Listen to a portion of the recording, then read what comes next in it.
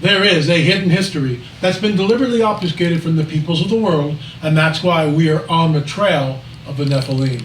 The Genesis 6 narrative states that the Nephilim are on the earth in those days and also afterwards. If that's true, can we find evidence that corroborates this? I'm L.A. Marzulli. Join me as we go on the trail of the Nephilim.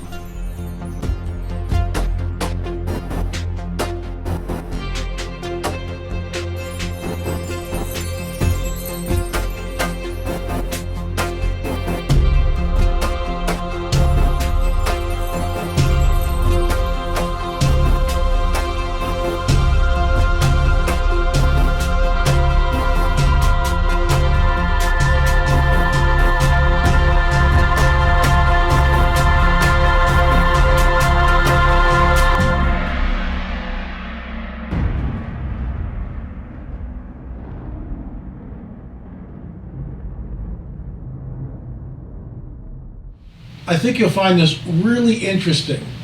We had a charcoal sample, we sent it to a lab. We just wanted to get carbon-14 dating.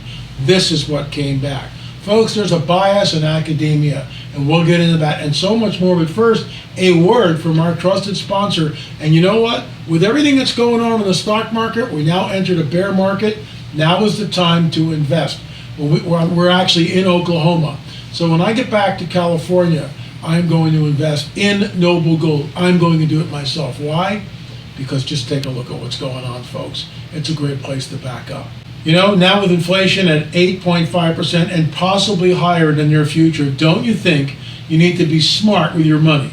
You need it to grow, not to shrink. You need financial freedom, not debt. Folks, start with a gold IRA with Noble Gold now, and you'll be safe. This month, for every cash deal above $20,000, you'll get an incredible 3-ounce silver American Virtue coin, completely free as a thank you. You know, you can't go wrong with Noble Gold, and I'm not telling you to do anything that I'm not doing myself. When I get back to California, I am going to invest some of our money in Noble Gold. Going to do it, because look what's going on. We are trillions of dollars in debt.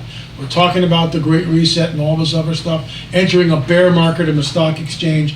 Folks, check it out, noblegoldinvestments.com, noblegoldinvestments.com, 877-646-5347. That's once again, 877-646-5347.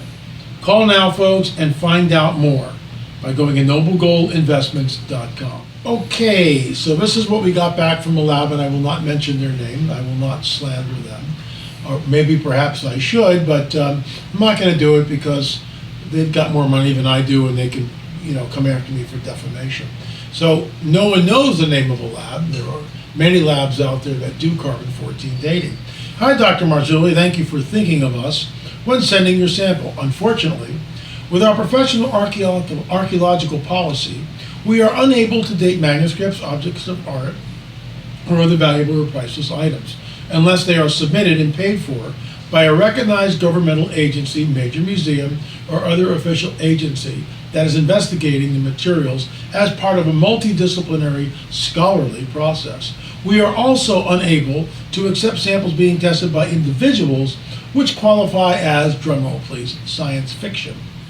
I am new, so I'm not sure what happened with your sample from 2015. I apologize for any inconveniences, and please let me know if you would like your sample returned. And of course, we have our sample returned. Look, in our Mound Builders series, all right, in the very first one, we interviewed a gentleman who was in academia, and he went up to a place. This is all on film. It's just an incredible interview that we did with him. And this gentleman went up to a place, I believe it was in Montana, and he found this huge Triceratops horn, or huge, it's like this big, and he brings it back to his lab, and he takes samples, and lo and behold, he finds soft tissue in the so-called, millions of years old Triceratops horn. So what are we looking at here? When did the dinosaurs really perish? Nobody knows. Why is there soft tissue in the Triceratops horn? So this guy is a born-again spirit-filled Christian, and his other peers working in that lab know that. So the head guy fires him and says, we're not going to tolerate any type of religious nonsense here. Well, he published a paper There was nothing about religion at all in the paper. There was nothing about his personal beliefs in the paper. All he did was say, look, when I came in and I took the sample and I went under Raman spectroscopy, what I saw was soft tissue. I'm publishing this for peer review. He gets fired for that. There is a bias in the scientific community and academia against anything that would point to a supernatural worldview or to a loving, holy God. Because people know who Dr. Marzulli is, and it's my honorary doctorate, but I use that sometimes because it opens up doors. So they don't like that because I'm science fiction. So let me get this straight. I have a hypothesis that these mounds were not built by Native Americans because of the advanced mathematical sequences that we see in them. The fact that they are built on an 18-and-a-half-year lunar cycle. The fact that these mounds are connected to ley lines. Native Americans didn't do any of this stuff. The fact that Native American tribes say on the record that it was here when we got here, we didn't build it. So why am I being discriminated against? And I am being discriminated against. There's no doubt about it. And they label my work as science fiction. Excuse me, all I'm asking for is a flipping carbon-14 date from the charcoal. It's all I'm asking for. You know, I'm not preaching to you. I'm not saying anything. We both know, sirs and madams, that sample could care less about the paradigm in which I hold dear. Could care less. It's going to spit out the data and give us a date. That's science fiction? No, it's not. That's called science. Because there is a hidden history that's been deliberately obfuscated from the peoples of the world. And this particular company is engaged in that.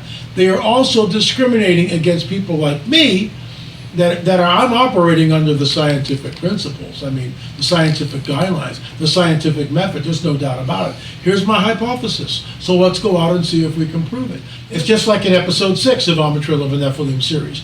DNA, the final results. When Mondo and I go down there with Ches Glodsky and my good friend Richard Shaw, who passed away 3 years ago this August, unbelievable, we go down there and we do the sampling. We have labs. The protocols were incredibly stringent. Full-blown lab suits. It's all in the film. And the results show us that there is something else going on, because the DNA did not come from the people coming over from the Bering Land Strait. That would be haplogroup B, coming from the mitochondrial DNA. No. It comes from U2E1, that's Eastern Europe. It comes from T2B, which is, Mesopotamia. I'm not making this stuff up. But somehow, all of our samples are contaminated. All of our samples are contaminated, so they just throw it out. There is an absolute bias in the scientific community and academia. They don't like people like me because we're rocking the boat. Because we're pointing fingers and we're going, you're discriminating against people like me. All I'm asking is just test the flipping charcoal. Give us the data on the charcoal. And that's science fiction? No, sir, it's not. What science fiction is when you guys look at the evidence and you sweep it under the rug and you deliberately obfuscate it. Shame on you. Shame on you. And we've talked about this with our work at the Catalina Island Museum, where they took the picture that we had found, that I discovered in the archives, and we had it analyzed, and there was a 9-footer. And when Richard Shaw and I went back to film, they had cropped the giant out of the picture. I'm not making this stuff up, folks. There is a hidden history that's been deliberately obfuscated from the peoples of the world. You know what? Both films are UFO disclosure films. I'll be talking about that later on in the week. I'm actually still in Oklahoma, and we'll be here till Saturday. We are on assignment looking at a couple of sites in Oklahoma with the team, Mondo Gonzalez, Gil Zimmerman, and myself. Also, we have a new member of that team. So we're out in the field Tuesday, Wednesday, and Thursday. Wednesday, Thursday, and Friday. So we will do a show tomorrow, Tuesday. We've moved from one location to another. We're no longer in Edmond. We are now somewhere on the rolling plains of Shawnee in Oklahoma. So here's the deal. If you're interested, the one you want to get on this one is the very first one, the Mysterious Mound Builders, because you will see Mr. Armitage coming on the record telling us exactly what he went through. He actually had to get a lawyer up, and sue the major university for discrimination, because it's exactly what it was. And they gave him a substantial sum. They fired him for no reason at all. His paper never said anything at all about his core beliefs or what he, what he espouses to believe in. Nothing like that. But they just fired him on the basis of, how dare you publish that in a scientific journal. All he said was, hey, I found soft tissue in a Triceratops horn. If it's not there, then prove me wrong. Hey, all we've done is found a 9-footer in the picture from Ralph Glidden. So when you go to number 6, the DNA, the final results, you'll see that because, our anthropologist on our team, Rick Woodward, he was the guy that showed that the position of the foramen magnum cannot be moved. And then we have doctors and medical doctors and surgeons and anthropologists and archaeologists, multidiscipline team. But of course, that's what they're telling me here, a multidisciplinary scholarly process. That's exactly what we did. But it's not good enough because we're not part of their team, okay? Because we're not in league with a major university. God forbid, we're curious and we actually employ the scientific method. So you can hear in my voice, not the frustration, but the anger, because it's ridiculous, folks. It's ridiculous. Totally. And you know what? We fund this ourselves. A lot of the donations that come into the Church Alliance was our 501c3, tax write-off. That's one of our companies, the overarching umbrella. And people that contribute there, just to that, we use this money to fund us out in the field because this stuff isn't cheap. You got hotels, you got food, you got people's traveling expenses, airfare, all sorts of stuff. I'm not crying poor. We're blessed, and the Lord has blessed us. But we're on the trail, and somehow our work is invalidated. Why is that? We work with Mondo Gonzalez from Prophecy Watchers, who has a degree in archaeology. We work with Rick Woodward, who has a degree in anthropology. Okay? Look, I'm an independent filmmaker, but I am been on the trail now for years. I've written 13 books about the NEPHILIM. So, you know what? In some ways, I'm an expert, as are other people. I won't mention names. Certainly Tim Alberino, right? Tim is certainly an expert on the NEPHILIM. I could continue. The bottom line is this, folks. There is a hidden history that's been deliberately obfuscated from the peoples of the world. And when we press in and try to uncover that, this is what we're met with. Discrimination. Because that's exactly what it is. It is discrimination. It's not science fiction. We are on the trail. And one of these days, we're going to uncover something that will blow people out of the water.